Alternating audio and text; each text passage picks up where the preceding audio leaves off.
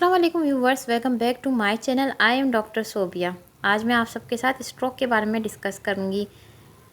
Stroke जो है वो ब्लड सप्लाई ब्रेन के पार्ट की इंटरप्ट या रिड्यूस होने की वजह से होता है, जिसकी वजह से ब्रेन टिश्यू को ऑक्सीजन और न्यूट्रिशन नहीं मिल पाती और ब्रेन सेल डाई होना शुरू हो जाते हैं कुछ मिनट्स के अंदर अंदर ही, and leading to neurological deficits. Stroke two main types में डिवाइडेड है, इस्कीमिक स्ट्रोक और haemorrhagic stroke. Ischaemic stroke 85% population के अंदर पाया जाता है और हेमरेजिक स्ट्रोक 15% ऑफ पॉपुलेशन के अंदर पाया जाता है। हर टाइप की पैथोफिजियोलॉजी जो है बहुत मुख्तलिफ है, हम उसको आपके साथ डिटेल में डिस्कस करेंगे। सबसे पहले इस्कीमिक स्ट्रोक की तरफ आ जाते हैं। इस्कीमिक स्ट्रोक जब होता है जब ब्लड वेजल्स ब्रेन की ब्लॉक हो जाए थ्रोम्बस की वजह से, जो कि ब्लड क्लॉट होता है ब्रेन आर्टरीज के अंदर, या कोई एम्बोलस हो, कोई भी क्लॉट या डेब्रिस जो कि बॉडी के अंदर कहीं भी था वो ट्रैवल करके ब्रेन की आर्टरीज में आया और उसने ब्लॉक कर दिया। इस ब्लॉकेज की वजह से ऑक्सीजन और न्यूट्रिशन डिलीवरी ब्रेन के किसी उस एरिए को जहाँ ब्लॉकेज हुई है वहाँ नहीं मिल पाती, जिसकी वजह से इस्कीमिया हो जाता है, इनसफिशेंट ब्लड फ्लो होता है और पोटेंशियली इन्फाक्शन मतलब टिश्यू डेथ हो जाती है ब्रेन एरियाज़ की। अब इसकी इस्कीमिक स्ट्रोक की पैथोफिजियोलॉजिकल स्टेजेस देखते हैं, जिसके अंदर वेजल्स ओक्लूजन होता है। अब ब्लॉकेज जो होती है वो एथेरोस्क्लेरोसिस की वजह से भी होती है, जो कि प्लेक होता है आर्टरीज़ के रप्चर होने की वजह से बनता है आर्टरीज़ के अंदर, और उसके अंदर क्लॉट फॉर्मेशन शुरू हो जाती है। कार्डियोजेनिक एम्बोलिज्म भी होता है, हार्ट के अंदर क्लॉट बना किसी भी कंडीशन की वजह से, जैसे कि एट्रियल फिब्रिलेशन, उसने ट्रेवल करके ब्रेन की आर्टरीज़ के अंदर या नैरो आर्टरीज़ के अंदर जाके वहाँ उसको ब्लॉक कर दिया। या फिर स्मॉल ब्लड डिजीज़ हो, जैसे कि chronic high blood pressure, patient को पहले से ही ब्लड प्रेशर रहता था या डायबिटीज़ थी, जिसने स्मॉल आर्टरीज़ को डैमेज किया और ब्लॉकेज हो गई। न्यूरोनल इस्कीमिया हो जाता है। इसके बाद जब ब्लड फ्लो ऑब्स्ट्रक्ट हो जाता है तो एनर्जी डिप्लीशन होती है, न्यूरॉन को कंटिन्यूस ऑक्सीजन और ग्लूकोज सप्लाई चाहिए होती है। ब्लॉकेज की वजह से न्यूरॉन्स को एनर्जी नहीं मिल पाती, एटीपी नहीं मिल पाती, जिसकी वजह से आयन पंप का फंक्शन डिस्टर्ब हो जाता है, specially sodium potassium ion pump का। साइटोटॉक्सिक एडिमा होता है। आयन पंप जब फंक्शन जो है वो मुतासिर होता है तो आयन जो होते हैं वो एक्युमुलेशन होना शुरू हो जाती है सोडियम और वाटर की न्यूरॉन्स के अंदर, जिसकी वजह से सेल स्वेलिंग और सेल डैमेज हो जाता है। एक्साइटोटॉक्सिसिटी होती है। Without oxygen neuron excessive amount में ग्लूटामेट रिलीज करना शुरू कर देते हैं, जो कि एक एक्साइटेड न्यूरोट्रांसमीटर है, वो ओवर स्टिमुलेट करता है सराउंडिंग न्यूरॉन्स के अंदर, जिसकी वजह से कैल्शियम इन्फ्लक्स होना शुरू हो जाता है। ग्लूटामेट जो होता है कैल्शियम इन्फ्लक्स न्यूरॉन के अंदर करवा देता है। जब कैल्शियम इन्फ्लक्स न्यूरॉन्स के अंदर होती है तो वो डिस्ट्रक्टिव एंजाइम्स को एक्टिवेट करती है, जिसकी वजह से फर्दर न्यूरोनल इंजरी स्टार्ट होना शुरू हो जाती है। Oxidative stress, ischaemic brain tissue harmful reactive oxygen species secret करना शुरू कर देता है आरओएस, जिसकी वजह से फर्दर सेल मेम्ब्रेन डैमेज हो जाती है ब्रेन के सेल्स की, प्रोटीन की और डीएनए की। इस्कीमिक पिनम्ब्रा, इस्कीमिक कोर जहाँ सेल रेपिडली डाई हो रहे हैं उसके सराउंडेड एरिया को हम पिनम्ब्रा कहते हैं, जहाँ पे ब्लड फ्लो रिड्यूस हो जाता है लेकिन के पूरा का पूरा कट ऑफ नहीं होता। पिनम्ब्रा के अंदर सेल हाई रिस्क पे होते हैं कि वो डाई हो जाएंगे, लेकिन पोटेंशियली सेव्ड हो जाते हैं जब ब्लड फ्लो रिस्टोर हो जाता है क्विकली थ्रू मेडिकल इंटरवेंशन, जैसे कि थ्रोम्बोलाइसिस के ज़रिए। इन्फ्लामेटरी रिस्पॉन्स होता है। उसके बाद माइक्रोग्लाया जो कि इम्यून सेल है ब्रेन के वो एक्टिवेटेड हो जाते हैं और इन्फ्लामेटरी साइटोकाइंस को रिलीज़ करना शुरू कर देते हैं, जो कि मज़ीद ब्रेन डैमेज को वर्स कर देता है दूसरे इम्यून सेल्स को इंजरी साइट पे अट्रैक्ट करके।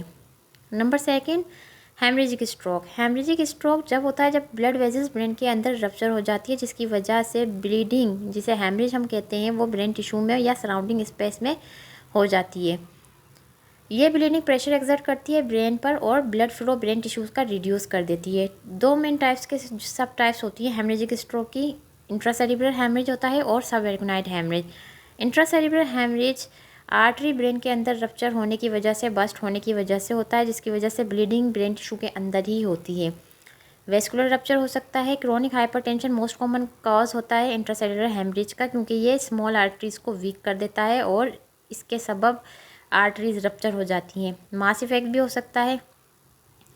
मास इफेक्ट होता है इसके बाद जो एक्यूमुलेटिंग ब्लड था वो हीमाटोमा बना देता है। जब हीमाटोमा बन जाता है तो वो सराउंडिंग ब्रेन टिश्यू को कंप्रेस करता है और नॉर्मल ब्रेन फंक्शन को डिसरप्ट कर देता है। इंट्राक्रेनियल प्रेशर इसकी वजह से बढ़ जाता है। हीमाटोमा ओवरऑल प्रेशर जो स्कल के अंदर है उसको बढ़ा देता है। इसकी वजह से इंट्रा सेरिब्रल परफ्यूजन प्रेशर जो कि ब्लड फ्लो है ब्रेन की तरफ वो रिड्यूस हो जाता है। सीवियर एलिवेशन हो जाती है इंट्राक्रैनियल प्रेशर की, और ब्रेन हर्निएशन हो जाता है, ब्रेन टिश्यू हर्निएट हो जाता है अगर इसे रैपिडली ट्रीट ना किया जाए तो। Toxicity of blood breakdown products, blood component जैसे कि आयरन और हीमोग्लोबिन जो होते हैं वो न्यूरॉन्स के लिए टॉक्सिक होते हैं और वो फर्दर डैमेज करवाते हैं। सब एक्नाइड हेमरेज जब होता है जब ब्लीडिंग ब्रेन और थिन टिश्यू जो ब्रेन को कवर किए हुए हों उसके दरमियान होती है, जिसे हम सब एक्नाइड स्पेस कहते हैं। ये अक्सर जो होती है वो एन्यूरिज्म रप्चर होने की वजह से या आर्टरियोवेनस मेल फॉर्मेशन की वजह से होती है। एन्यूरिज्म रप्चर ये एक बल्जिंग वीक एरिया होता है आर्टीरियल वॉल में जो कि बस्ट हो जाता है और उसकी वजह से सब एक्नाइड हेमरेज हो जाता है। Sudden increase in pressure, bleeding की वजह से रैपिडली प्रेशर इंक्रीज़ होता है ब्रेन के अराउंड, जिसकी वजह से हाइड्रोसेफेलस हो जाता है। सेरेब्रोस्पाइनल फ्लूइड का प्रेशर ब्रेन में बढ़ जाता है और ब्रेन हर्निएट हो जाता है। उसके नतीजे में वेजोस्पाज्म हो जाता है। सब एक्नाइड हेमरेज के अंदर ब्लड वेजल जो ब्रेन में है वो स्पाज्म में चली जाती हैं ताकि मज़ीद ब्लड फ्लो को रोका जा सके, और इसकी वजह से ही मज़ीद ब्रेन के पार्ट्स के अंदर इस्कीमिया हो जाता है। डिले इस्कीमिया, सब एक्नाइड हेमरेज जहाँ हुआ है वहाँ ब्लड जो ब्रेकडाउन हुआ था वो उसकी सेरेब्रल आर्टरीज की वॉल को इरिटेट करता है, जिसकी वजह से कॉन्स्ट्रिक्शन डिले हो जाती है और सेकेंडरी इस्कीमिया फ़ौरन इनिशियल हेमरेज के बाद हो जाता है। Risk factors for stroke, risk factors two में डिवाइडेड है, नॉन मॉडिफाइबल एंड मॉडिफाइबल।